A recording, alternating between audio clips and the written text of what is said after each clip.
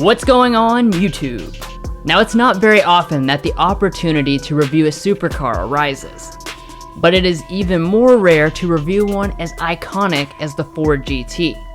So you better believe that when the opportunity arose, we were out at Jack Kane Ford in the blink of an eye. Of course, we do want to thank them for letting us know about the car, and if you're in the market for this specific GT or any other Ford, then visit them in person or via their website, which we provided a link to in the video description. So without further ado, let's check out Ford's Ferrari Beater.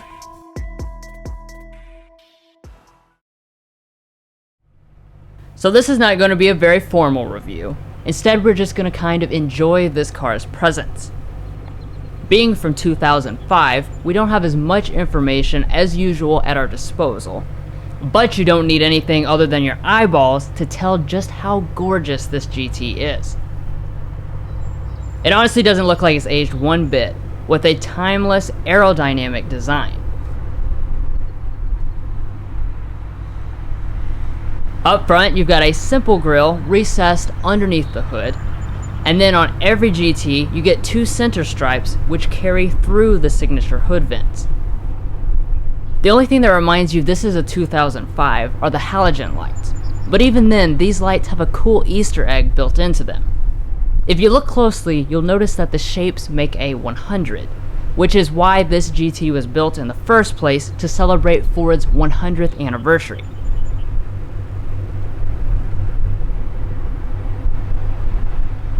Around at the side, it is incredibly sleek looking.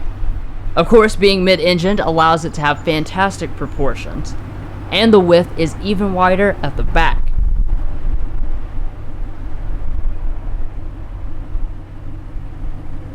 The coolest part though is that the bumper is separated off the body so that the exhaust pipes run through the empty space between them. Speaking of that, let's listen to the amazing exhaust.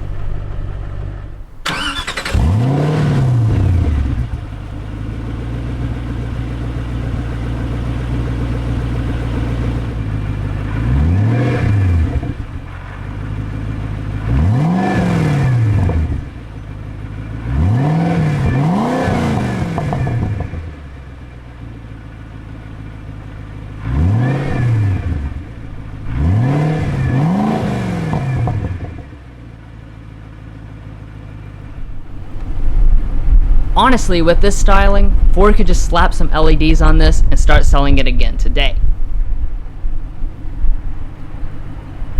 Now, as far as the wheels are concerned, there are at least two designs that we've seen, a 6-spoke and this polished 10-spoke alloy. They are 18 by 9 inches in the front and 19 by 11.5 in the rear. And then stopping power is provided by giant 14-inch 4-piston Brembo brakes up front and 13.2-inch ones in the back. According to Motor Trend, that's going to be good for 60 to 0 braking in only 114 feet.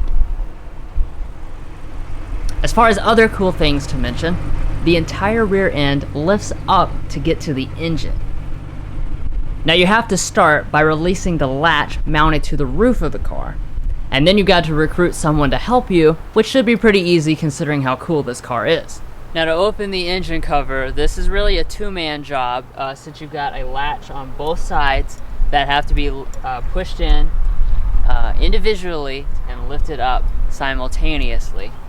So what you have to do is, after you've popped that, you're going to lift this up, you're going to find your latch here and press it forward.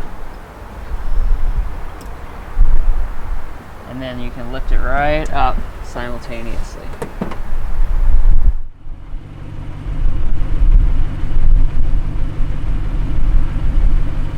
In a similar way, popping the gas cap requires a couple steps. You have to twist the key, and then while doing so, pull the lever.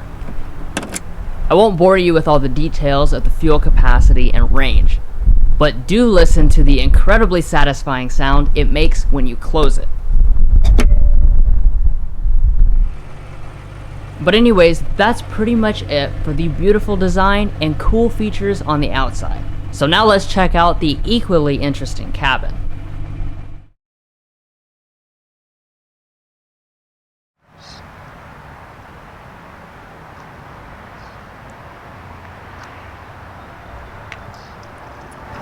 So if you're wondering what kind of exotic key system the GT has, it actually has the exact same key fob as typical for Fords back in 2005. So you've got the actual key and then the separated fob here with the keyless entry system, and then your button for your front and your alarm.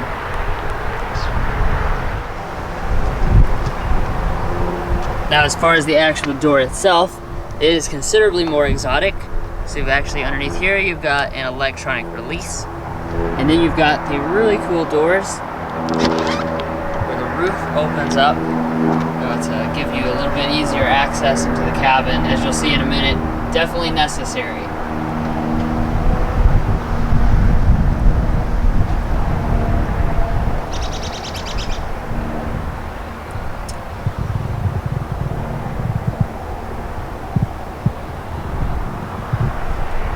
Now as far as the cabin itself, I believe this is the only way that the Ford GT went in. So you've got some really unique seats here.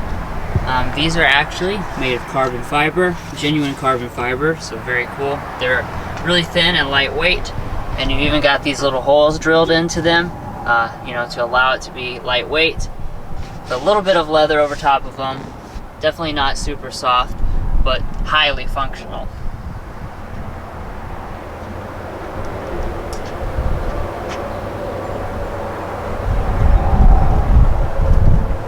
Ducking under this here, you can get to the door trim. It is just pretty basic.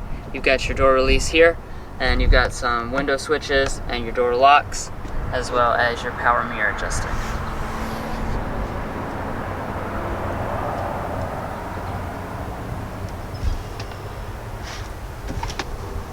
I know in some supercars the seats don't adjust. In this you actually can slide it, and you got some lumbar adjustment right there as well. Additionally, as far as storage, you will see you can have a little bit of space behind the seats here, so you can store things back in this.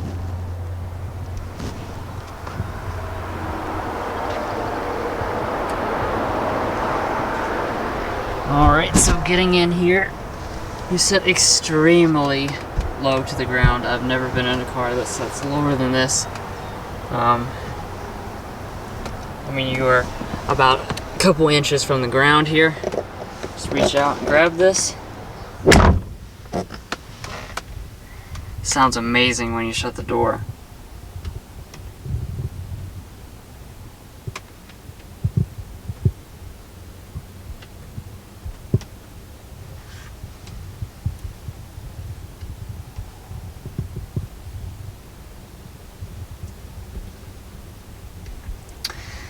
Now I guess we can go ahead and talk about the materials of the cabin if we want to. So as far as what you're looking at, you've got kind of a leatherette material that covers pretty much all of the dashboard in its entirety. And then dropping down here to the middle, you have this, feels like aluminum trim that runs through all of this center tunnel here. And it's also on your shifter as well as your parking brake. Alright, but let's go ahead and start this bad boy up. Now, this is a multi-step process, kind of like various things on the outside of the vehicle. So what you're going to do is you stick the key in and you twist it. However, it's not going to start up. For that, you're going to go over here and press the actual start button.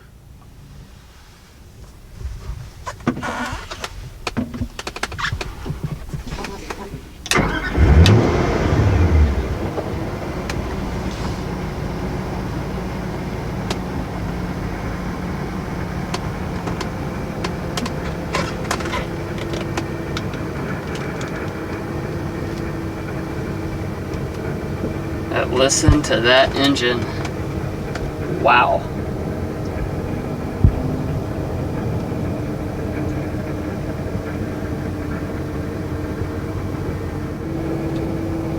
Now take a look at these gauges here.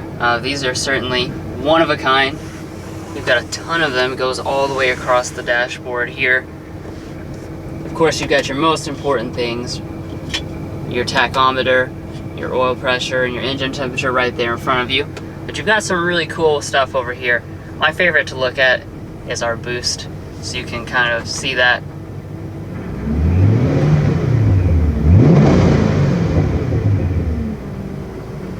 Amazing. And of course you've got your miles per hour over there. The top speed of this, I believe, is 210 miles an hour. Now next to it over here we have some toggles. These are for your various controls. So you've got your headlights. You can just listen to this. Really a satisfying thing to push.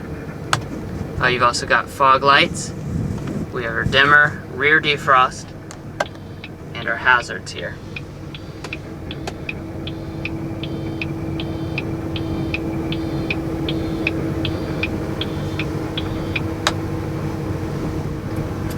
Now as far as this particular GT, this actually has just under 15,000 miles on it, which equates to roughly 1,000 miles per year that this has been since the owner bought this. Which, as far as Ford GTs go, is actually one of the higher mileage options out there right now. That's something I really like to see. I always, it's just a personal thing, but it always bothers me to see these wonderful masterpiece cars that these brands have spent so much time and so much passion on developing, and then people buy them and just stick them in a garage. So I really love to see that this one actually has been enjoyed.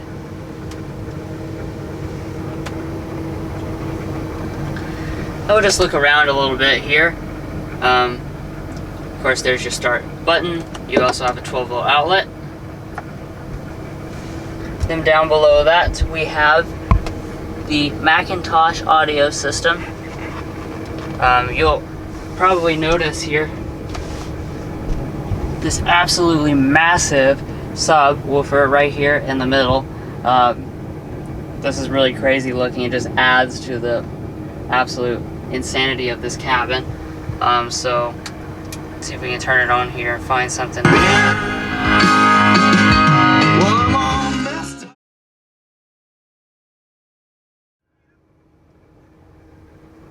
It does have a CD player as well, which looks to be what we've got loaded in there right now.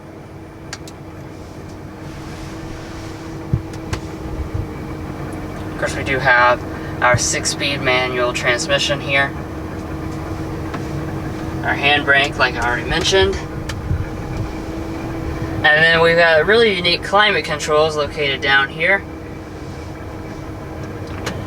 So it is a manual climate control system, so this is your fan speed right here. Got your zones right there. AC, and then you get your temperature adjustments right along there. So this is definitely really cool. Also, I am noticing that this part here is padded, so you actually can bump your knee into this or whatnot, and it is soft still. One kind of funny thing though related to the actual climate control is that you notice there's 3 vents, since these gauges take up so much space. So 2 of them are pointed at the passenger, and you just have this one here for the driver. But checking out this steering wheel here, it is a really nice classic Ford design. Got your Ford GT branding. It is leather wrapped. You've also got your windshield wipers and turn signal. Now I guess we could talk about the visibility. This is a supercar, of course, and it definitely gives you that full cockpit feel. So the windshield here, as you can see, pretty narrow. Also, your mirror here is about halfway obstructed by this pillar here, and it's really small anyways. But the best view in the car is through this mirror here, or straight out the back. And you see that beautiful engine. Yeah, you can see a lot of it. I can't get this camera up enough because the microphone is attached to it right now, but you can actually see all the moving parts and stuff while you're driving. So maybe you won't be able to see the traffic so much, but this is what you really want to see.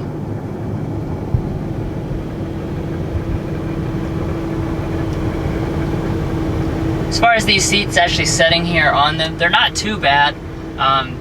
It does kind of poke into your spine a little bit if one of those holes lines up the particular way that you're setting, but all in all, it's more comfortable than I thought by looking at it.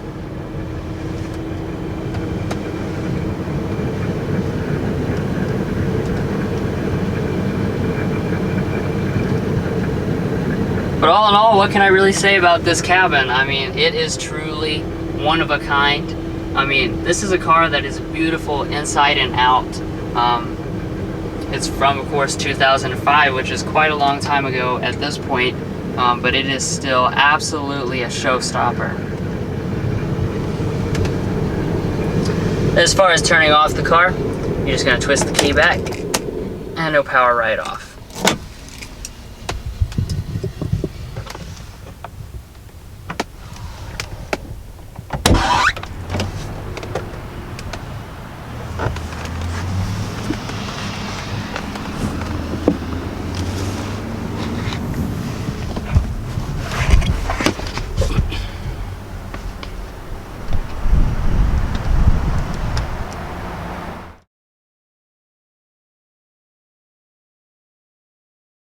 Alright, so now we'll hit you with some of those performance stats that you're wanting to know.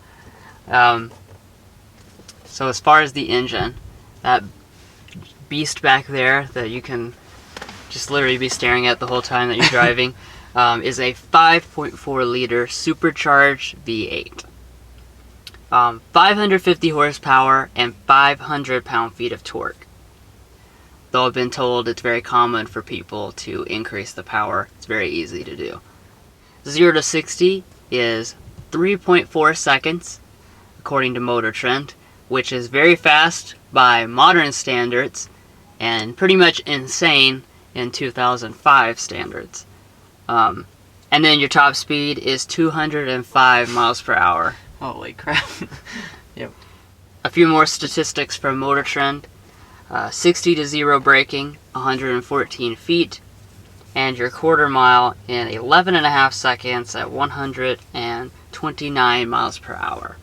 Of course, since a lot of the body is made of aluminum, it is a fairly lightweight vehicle, though I don't have the exact number available to me right now. Now, of course, this is a vehicle you certainly don't see just driving around on the everyday basis. So you might be wondering how many of them there are. So this was built in only 2005 and 2006. This is a 2005 model. So there was 2,022 built in 2005. And then if you count 2006, there's 4,033 that were built total. Now you can break that down also into the individual colors. This one being red is the most common model. That's going to be 765 of the 2005 models.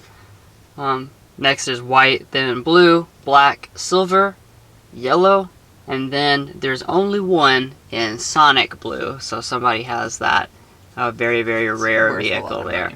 Yeah. And I'm sure you're wondering, one of the first things that actually crossed my mind when we were told that a Ford GT was coming in, I was like, wow, those are rare. How much is that worth? So I will discuss the pricing of this model as well as when it was new. So in 2005, the base price for the Ford GT was $149,900. Now, this is basically one of the only vehicles, I'm sure there are quite a few others, but this is one of the very few vehicles that actually appreciates in value over time. So this has increased in value since then. Now, as far as the range of values you can look to pay for a Ford GT, on the low end for sale currently, and this is in June 2019, it is about $265,000 on the low end for a high mileage model. And if you're looking for the high end, that's going to be your Heritage Edition, which goes back to the GT40 in the 1960s, with that super cool blue paint job, and those are running around $450,000. So definitely not cheap, but they are available, you know, if you want one. Now the mileage on this particular unit is around 15,000, just a hair under 15,000 miles. So that is on the higher end of the mileage spectrum if you're looking for a GT. And as so, it is priced accordingly. So this one, the asking price for this one is $289,900, which is on the lower end for the GT spectrum. Right. So if you're looking for one, you know, for sale right now at Jack K and Ford, if you're interested, because this is certainly a rare vehicle, so the confines of geography really play no factor in this decision to get a vehicle like this. But like I already mentioned, in the inside, I really like the fact that this is a vehicle that has actually been used. Someone has enjoyed it, and it's a vehicle that if you purchase it, then you can also enjoy it. Put your own miles on it, and it's still going to be increasing in value for honestly the foreseeable future. Yeah, I mean, I think it's quite a benefit. If you want to use this car, what's the difference between 14 and 16,000 miles? If you had one that had 100 miles, you don't really want to drive it, and you want to just park in the garage and keep the value up. That's but, right. For this one, you can get out and enjoy it, and this is a car that is meant to be enjoyed. I mean, this rivaled Ferraris in its time, and I mean, it still does with its driving dynamics. That's right.